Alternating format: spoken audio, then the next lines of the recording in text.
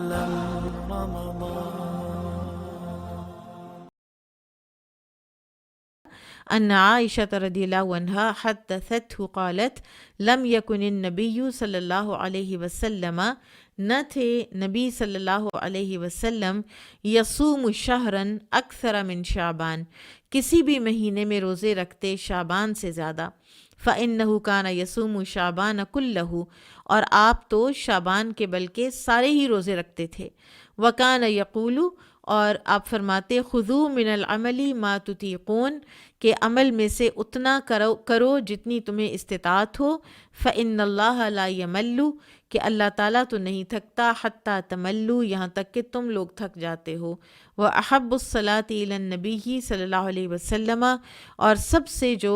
محبوب نماز تھی نبی صلی اللہ علیہ وسلم کو، ما دوبم علیہ، وہ تھی کہ جس پر دوام کیا جائے، کنٹینیوٹی ہو، وَإِن قلت، چاہے وہ چھوٹی ہو، چاہے اس میں زیادہ لمبی لمبی صورتیں نہ پڑھی جائیں، ایک دن ایموشنل ہو کے ڈھیر ساری تہجد پڑھ کے ایگزاسٹ ہو جانے سے بہتر ہے کہ آپ تھوڑی پڑھیں، آپ 2 نفل پڑھیں، آپ چھوٹے پڑھیں، لیکن آپ اس کو لگاتار پڑھیں۔ وَكَانَ إِذَا صَلَّى صَلَاةً، اور جب بھی آپ کوئی نماز پڑھتے، دوام علیہا، تو آپ اس کے اوپر دوام اختیار کرتے۔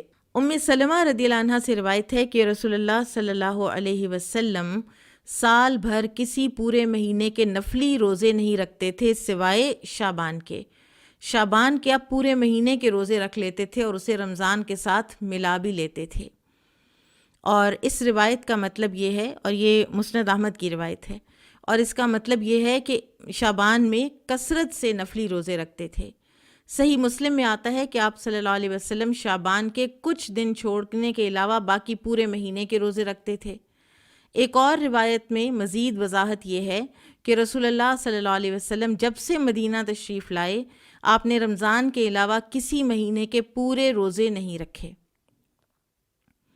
اور اب یہ ساری جو روایات ہیں جن میں کچھ اختلاف آ رہا ہے کہ کہیں پورے کے ذکر ہے، کہیں پورے نہ ہونے کا ذکر ہے، تو علماء نے اس سے یہ موقف اختیار کیا ہے کہ شعبان کے پورے مہینے کے روزے رکھے بھی جا سکتے ہیں اور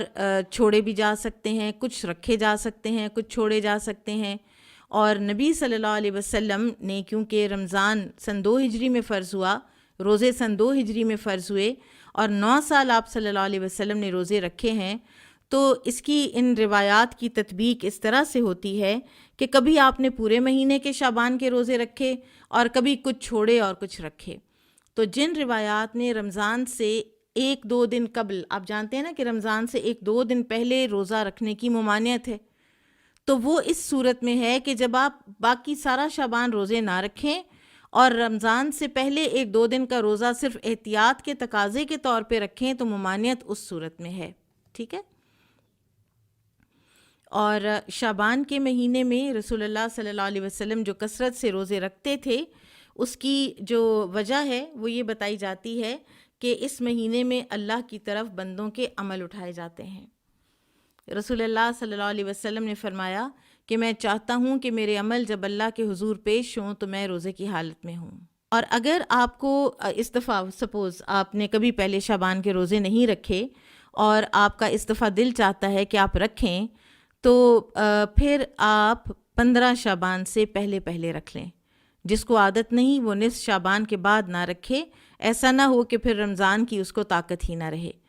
اور پھر حدیث سے یہ بھی، ان حدیث سے معلوم ہوتا ہے کہ اعتدال کے ساتھ مناسب اوقات میں جو کام پابندی سے کیا جائے وہ پورا بھی ہو جاتا ہے، وہ مکمل بھی ہو جاتا ہے۔ اور جب ایک دم انسان بہت ایکسٹریم پہ جا کے کچھ کرنے لگتا ہے تو پھر جیسے بہت تیز سرپٹ دوڑنے والا ٹھوکر کھا کے گرتا ہے، اور آرام سے چلنے والا جو ہے وہ درست سمت میں پہنچ جاتا ہے اپنی منزل کو۔ تو اعتدال کے ساتھ کام کرنے سے نفس میں پاکیزگی بھی آتی ہے، خود اعتمادی بھی پیدا ہوتی ہے، اور اسی طرح سے کام مکمل بھی ہو جاتا ہے۔